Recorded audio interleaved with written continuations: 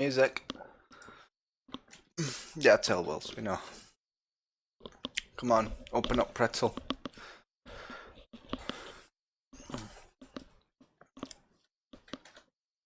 Oh, there we go.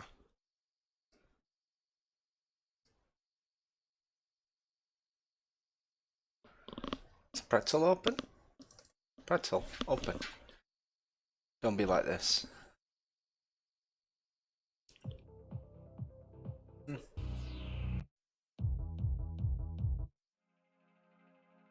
That's decent. Oh, for fuck's sake. That's not the stream name. Why is it being a dick?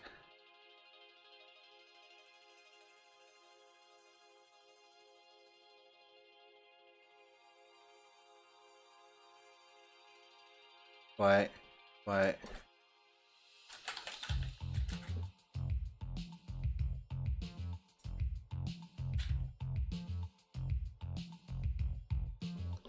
Right, we good? Think so.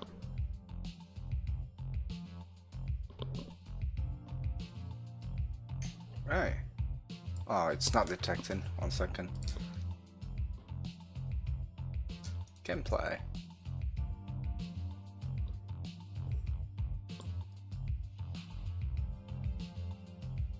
There we go. Oh, is it gonna detect? Yes. Happy days. Switch back to that. There we go. Happy days. Right, let me just see what I was up to on here, because I forgot. Is it reports? Yeah, faction relations. I'm at war with Kyrgyz, Swedens and Saranets. Awesome. That was like a fun time. I'd love to take Suno from these guys. Yeah, I'm not interested. Am I the Marshal? Can't remember. Don't think it matters too much. Boys will be boys, so they'll destroy whatever they want to destroy. Oh, okay, they're all coming for... What do I have? I mean, I could lure him out, I guess. Yeah, they're slowing down for the king. Can I take him on?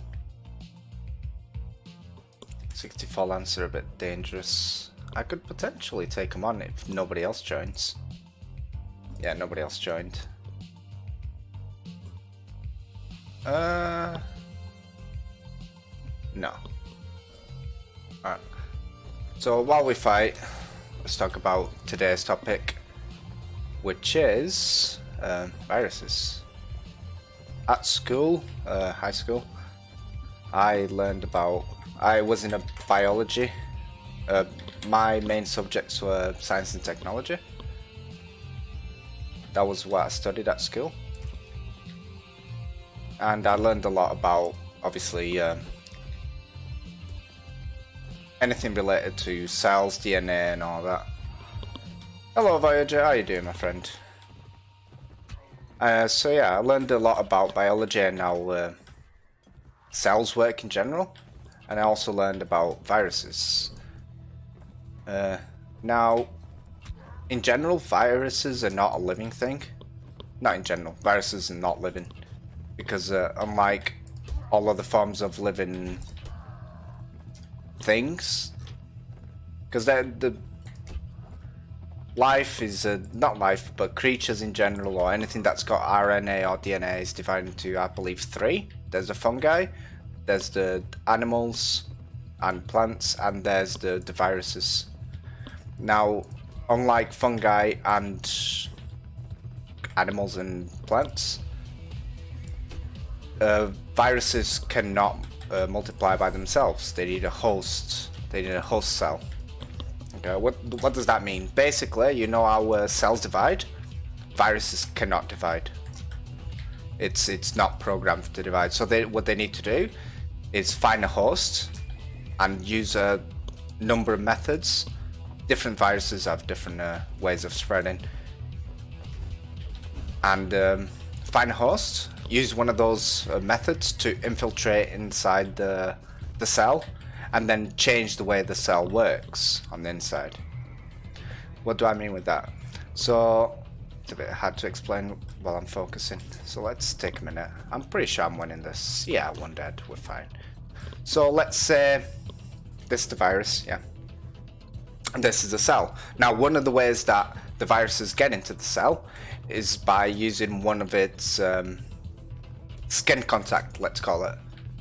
Okay, so the virus will then reach out to the cell, it'll stick to the cell because of the receptors on the cell, and then the cell will assume, yeah, this is one of the methods, it will assume that it can absorb it. Okay, it's food, so the skin of the cell will open up and it'll engulf some part of the virus, and then the virus will project all of its RNA into the cell.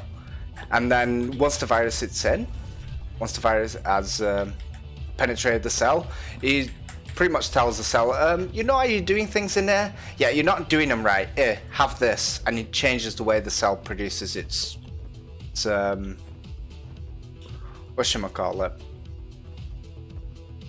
The way the cell operates. Okay, so imagine the cell normally just creates energy, yeah, sure, and then it creates some proteins and all of that. Well, what the virus does is then say, yeah, you're not going to produce your proteins anymore, you're going to produce more of me. Okay, so suddenly the cell changes the way it's working. You're so clever, all of you. Thanks. Yeah, so the cell changes the way it works. Okay, so instead of producing proteins and the normal stuff that it normally produces, it starts producing more viruses. Okay, and this is how the HIV virus works. However, the HIV virus targets white blood cells, which normally kill viruses, but I'm going a bit off track. And it also disables the capability of the cell to stop itself from doing that, because normally the cells have a kill switch. Okay, what that means is if it's doing something wrong, the cell normally decides, yeah, I shouldn't be doing this, I'll probably kill myself, and it'll just kill itself. A lot of like cancer cells and other cells, well, not cancer cells, cells that could potentially be cancer, they normally kill themselves. Otherwise white blood cells come along, or killer T cells come along and just get rid of it.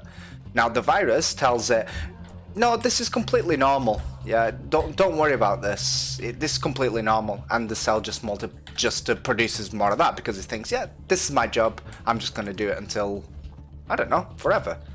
What ends up happening is the cell produces so much virus that it reaches a point where it explodes. It literally explodes. There's so much content inside the cell that it literally explodes, and that just the virus just spreads throughout the blood, and that's pretty much how HIV works, except HIV attacks white blood cells. What that means is the white blood cells see the virus, see the HIV virus, it engulfs it like a normal white cell does. It engulfs it, and once it absorbs it, it actually gets trapped, basically, because it's just engulfed something that's going to kill the cell, that's going to kill itself, and it's really hard to stop that. Obviously there's been advancements in HIV medicine nowadays, and people live normal lives as long as they keep taking the medicine, the vaccines. Now the coronavirus uses a different method. It uses the other method that I mentioned, where it attaches to the cell, skin to skin, because the cells tracked. Okay, let's explain neurons really quick. You know how neurons produce electricity? I don't know if you've ever been explained this, how neurons produce electricity. Basically, there's salt. Let's just say there's salt in your neurons. What they called? Are they like phalanges, or I forgot what it's called. Basically, there's a neuron cell, and then there's a phalange, or whatever it's called. And on this phalange, there's salt. Okay, there's Na on the inside and Cl on the outside. Now, to create that electrical impulse, the cell uses oh fuck, terminology is missing. It rapidly pushes the salt in and out, like extremely quick, so it creates a negative feedback. Okay, So suddenly you've got more Na on the outside and more Cl on the inside, and to balance itself out, the cell quickly switches them back, and that's what creates the electrical impulse. Now, to do that, the cell needs energy, and it uses the skin of the cell to do that. Okay, that's the same mechanism in a way that cells use to gather resources. Like if a cell needs, let's say, salt again, or needs potassium or whatever, it needs something, yeah. Normally there's a little what are they called? Little, let's call them sensors on the outside, and whenever there's a particle of that's needed, or it detects it and you'll stick to it, and then the cell then absorbs it through oh, I keep forgetting the terminology for it, which is really bad. It just absorbs it. I forgot what it's called. It starts with M. And that's how cells pretty much absorb their nutrients that they need. Viruses trick the cells into thinking they're one of the ingredients that they need, and that's how they attach, and then the cell obviously absorbs it.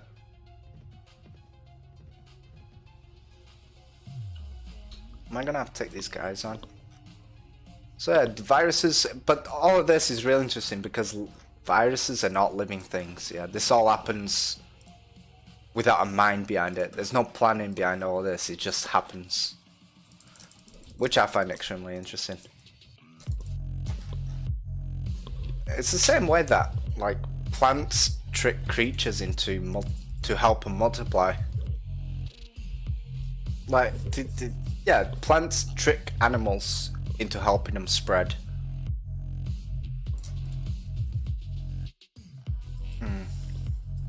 What do I mean with that?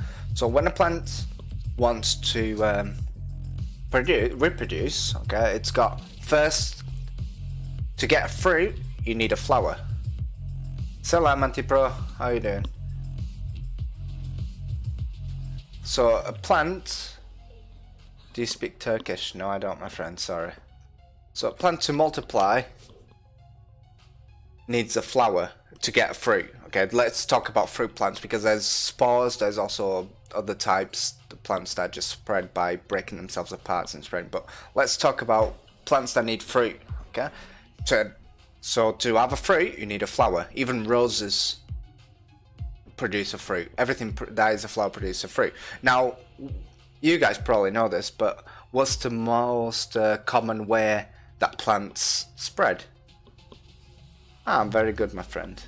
Very good. It's okay if you don't speak English. Can you understand me, at least? Because I can speak a bit slower, if it helps.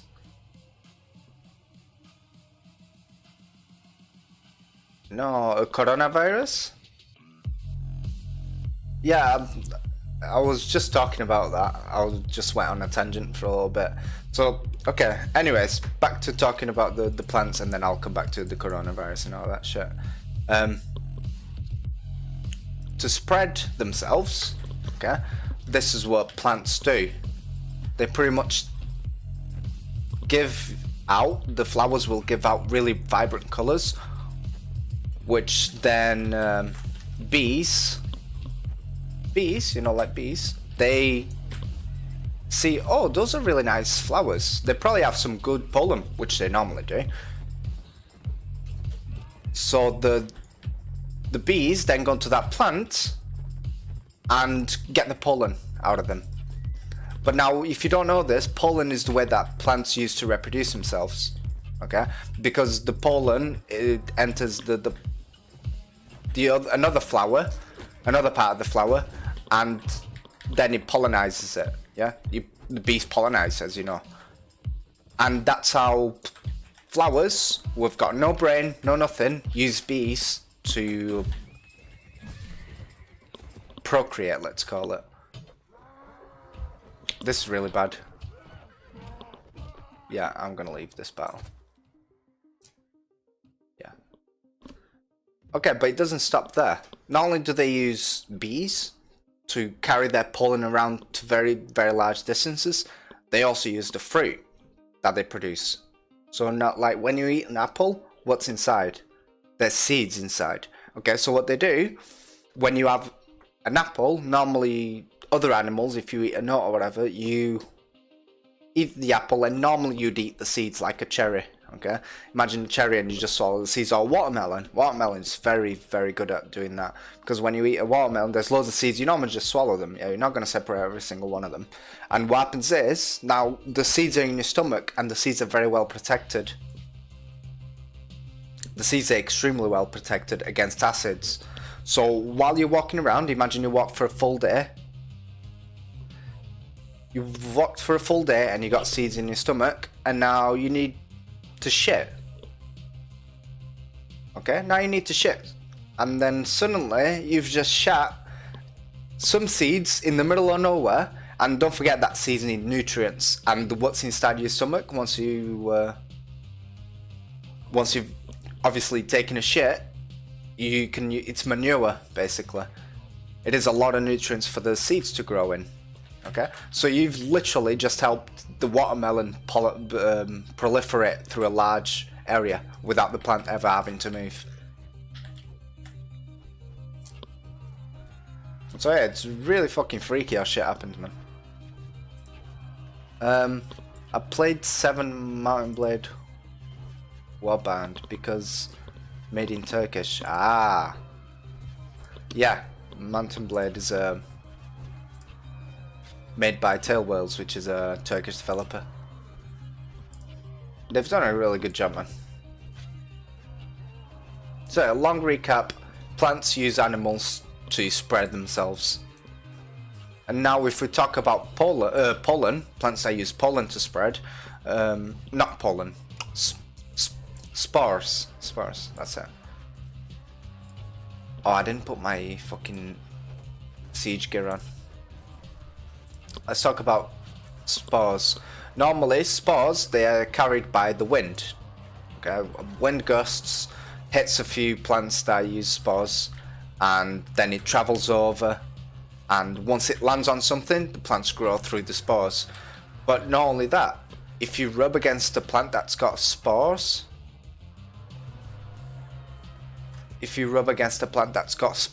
then you're carrying them around. And then when you rub against another surface, like another tree, the spores stick. And now, you've helped plants spread themselves through a large distance. Which is really fucking freaking when you think about it, man. A lot of people don't actually either know this or realize it until it's mentioned. Because it's common knowledge, yeah, bees pollinize. Yeah. But you don't think, yeah, plants made the bees pollinize. And that's not even like the actual freakiest, it's like the flying Venuses or whatever it's called. The fly traps. Plants who eat flies and other small insects to get nutrients out of them. Venus flytrap, that's what it's called. So if you don't know how they work, it's also really, really interesting. Basically, inside the plant, there's a really sweet substance. Very, very sweet. And you know that animals love sweet stuff. Look at bears, they love honey. So once the insect, and it's also very vibrant colors, so you can see them from a distance. So the animals will come near the plant and they'll think, oh, this is really sweet, I'll go a little bit inside. Okay, oh, there's more stuff inside, I'll keep going a bit deeper because it's getting sweeter as I go along. And then they reach a point where the surface is extremely slippery. So what happens is they fall inside because they can't grab on, they lose traction and they fall on the inside. Anti-pro. Ah, it's okay, my friend. You like Serenades? Yeah, they're a weird faction. I wouldn't play them all the time. They're not very good on sieges. Fair nods. But yeah, once they hit on the inside, the plant has got sensors on the bottom. Let's call them sensors. They're not really sensors, they're just like pressure triggers. And once the insect hits on the bottom, the plant closes. and then it produces acids that dissolve the insect on the inside. And when you think about all of that shit, man, it's really, really freaky how living things with no brain can be so crafty at what they do.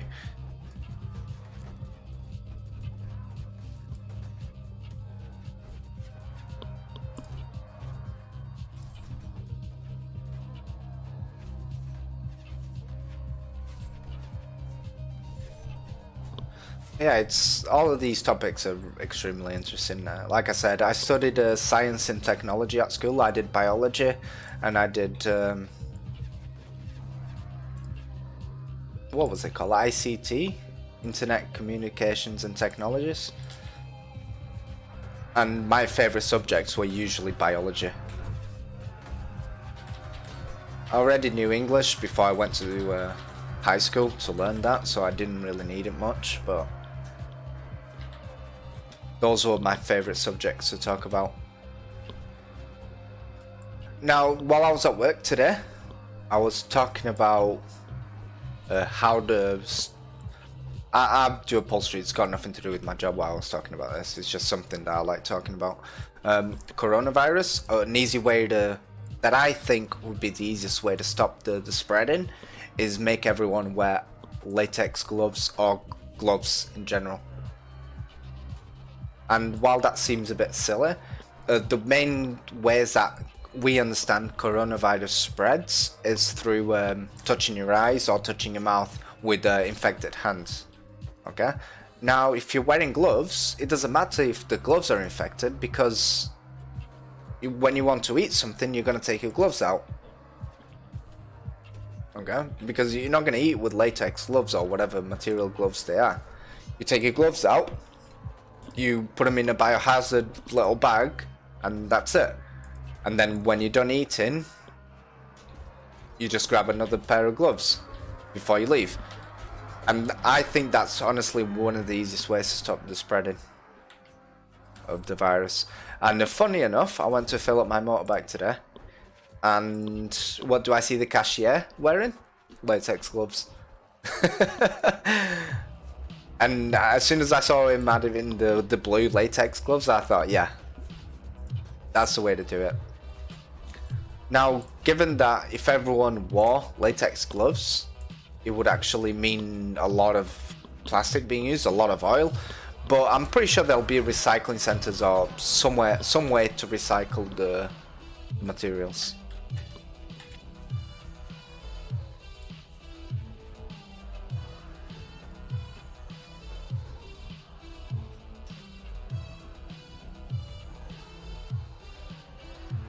Yeah, those are just a few of my thoughts on it.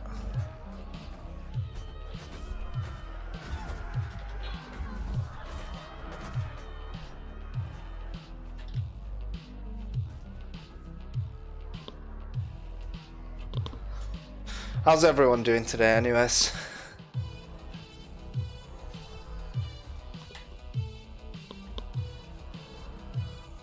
And I thought I was the most clever person.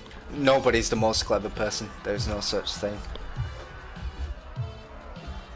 There was no such thing as the most clever person. No matter how good you are at something, there's always someone better than you. I know this is gonna sound racist, but my dad used to say, no matter how good you are at something, there's always a little Chinese kid who's better at it than you are. And I don't even know if that's racist. I'd say that's a compliment, if anything.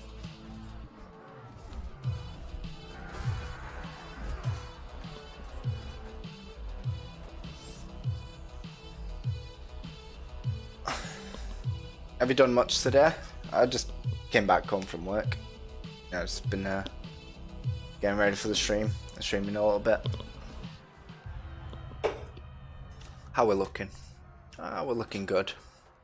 Not a lot of dead people or anything.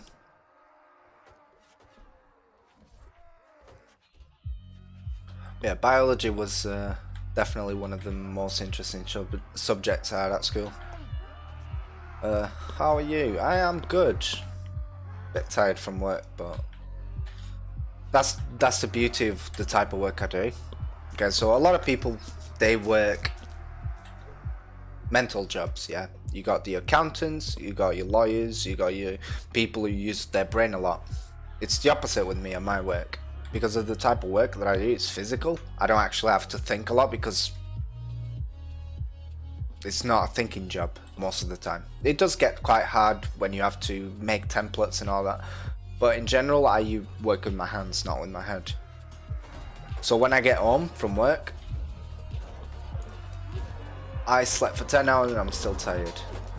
Oversleeping can be a problem.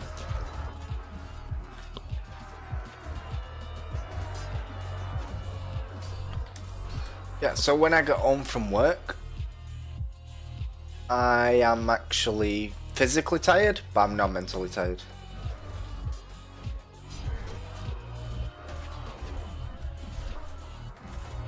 You can oversleep? Yeah, you can. It's actually just as bad as undersleeping. The mental effect of oversleeping is just as bad as undersleeping. There are a few studies on it.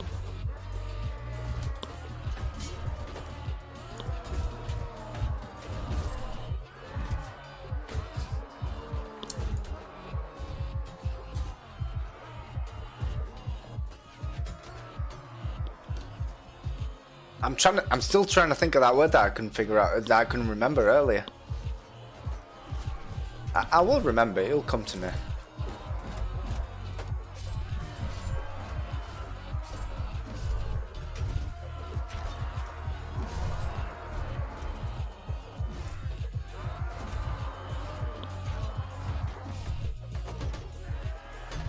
I'm sure that these guys must be nearly dead.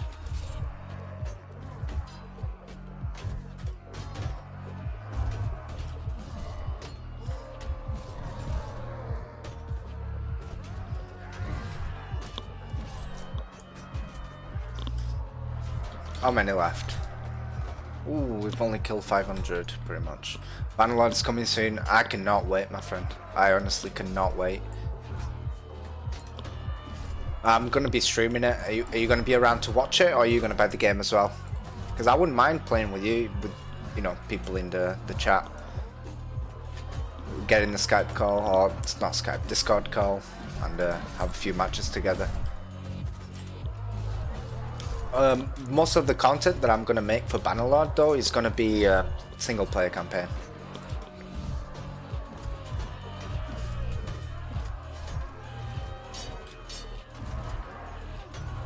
I'm going to download it cracked. Hopefully you will have the ability to do that. Hopefully, I'm pretty sure that Skid Row and other cracking the teams will get to it. So yeah, if it'll be good, I'll buy it. Yeah, I definitely approve of that message. You can try it that way, and then if you really think it's worth the money, then spend it on. I've followed that. What's it called? I followed that method, let's call it a method, to buy games before. Where I crack the games, and then if it's worth my money and my time, then yeah. If it's not, then I've not lost anything.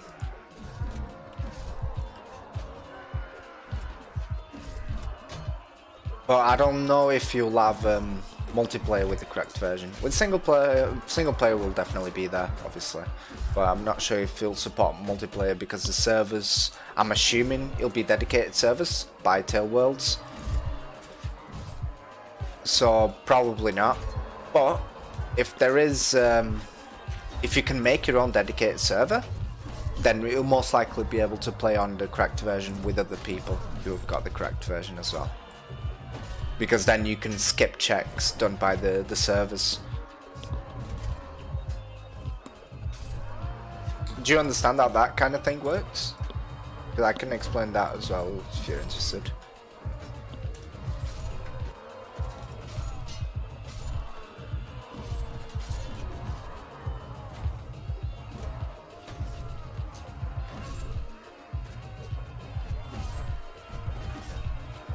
Oh damn, that's a lot of them.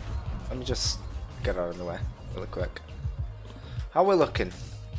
Not bad. Not too many kills, not too many deaths. Not too many wounded or deaths. Or, yeah, deaths. Plenty of kills.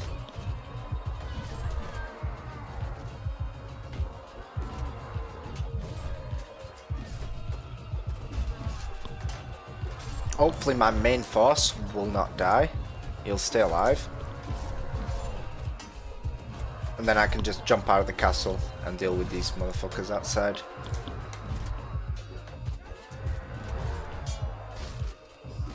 I think it was Gabe, the owner of Steam, that said if you don't want people to pirate games, offer them a better service. I mean, he's not wrong. If you can pretty much get a better service if you buy the game, or if you have a platform that will give you games for free, then you have no reason to pirate games. Most people pirate games because they can't afford it. That is legitimately the most common factor why people do it. It's not because they don't want to pay. It's not like they don't want to support the developers. That's definitely not it. It's because people cannot afford it. Because if you're spending 60 euros on a game, in a lot of countries in Europe, that's a lot of money, man. No, it's a lot of money in Portugal. In the UK, it's, £40 is quite expensive for a game. Yeah, you could buy the week's worth of food for that money. For 2 people. Yeah, that's not even one person, that's 2 people. You can buy £40, you can buy food for 2 weeks for 2 people. For a week for 2 people. Or 2 weeks for 1 person. It's no joke, man. That's definitely no joke.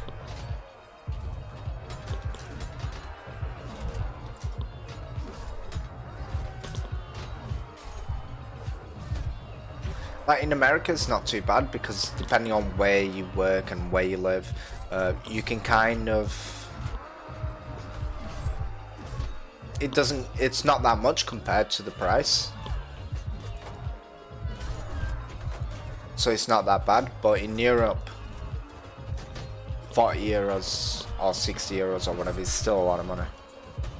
Both of them are a lot of money. But here's when I decide to buy a game, here's how I look at it. If it's like 20, let's say 20 euros, because I usually buy old games. If it is 20 euros, I think about it this way. I could buy 2 takeouts, yeah, takeaway food, and have about 2 hours enjoyment, or I could buy this game and have about 50 or 60 hours of enjoyment. So when you put it that way, it's actually a pretty good deal.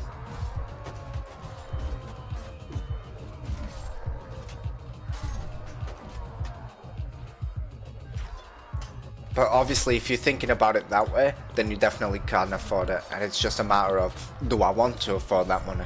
Do I want to spend that money?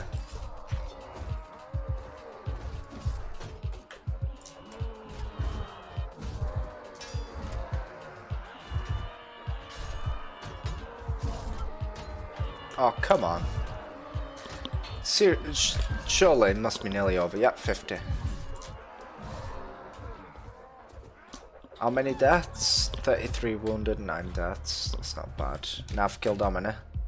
Half of their army. I'm gonna stay in the castle after this is over. Because I don't see a way that I'm gonna kill 600 of them with most of my knights knocked out.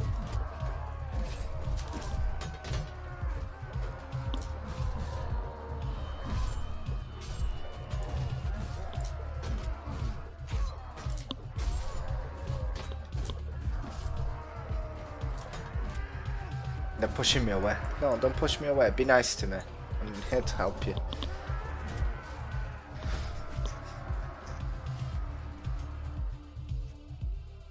Another interesting thing about viruses. So, as we all know at the moment, coronavirus is not very deadly. However, viruses have a really interesting perk to them, let's say.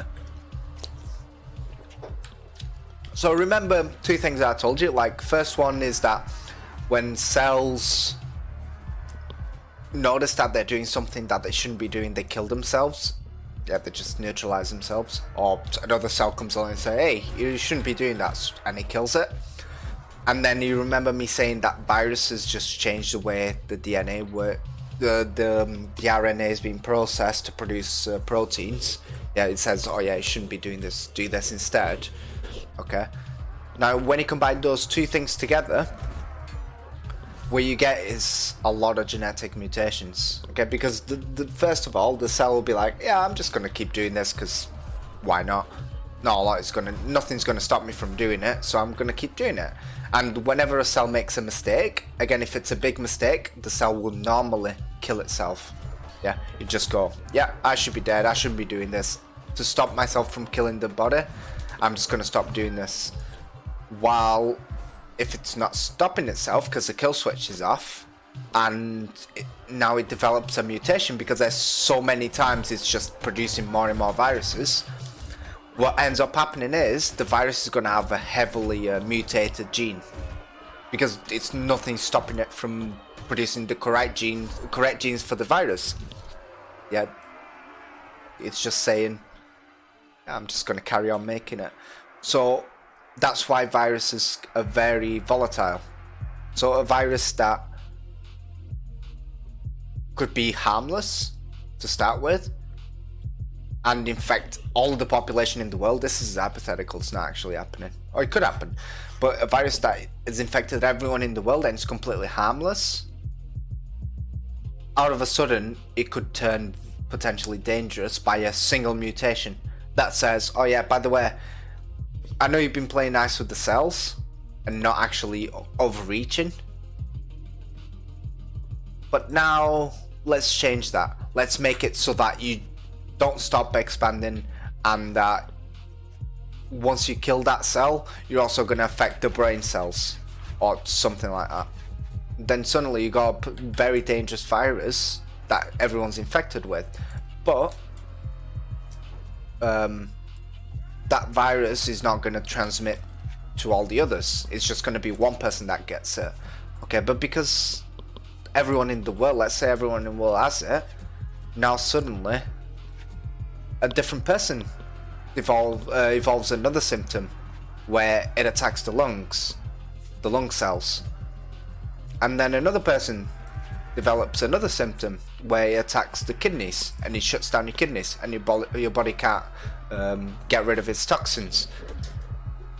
And because viruses don't really stop themselves from don't kill themselves because they produced an error in the code, then suddenly the viruses are very, very volatile. That is one of the reasons why we can't trace down where viruses come from, so to say, the origin of viruses, because there's no way to tell, like, where did it come from in the first place. So a virus that starts off with 1%, not trying to panic anyone, this is just what I've learned and how it actually is. A virus that could have a potential death rate of nothing could potentially turn into a high death rate, depending on the number of people infected and depending on the type of